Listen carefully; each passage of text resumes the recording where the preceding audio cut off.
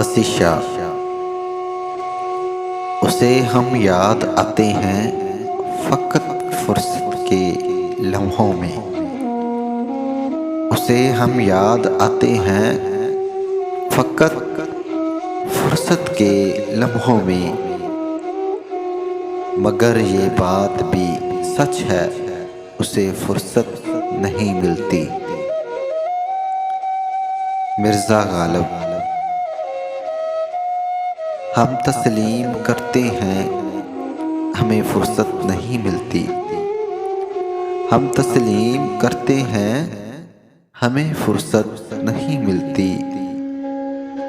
मगर जब याद करते हैं तो ज़माना भूल जाते हैं। अल्लामा इकबाल। सदियां बीत जाती हैं ख्यालों से निकलने में। सदियां बीत जाती हैं ख्यालों से निकलने में। मगर जब याद आती है तो आंखें भीग जाती हैं। सागर सिद्दीकी।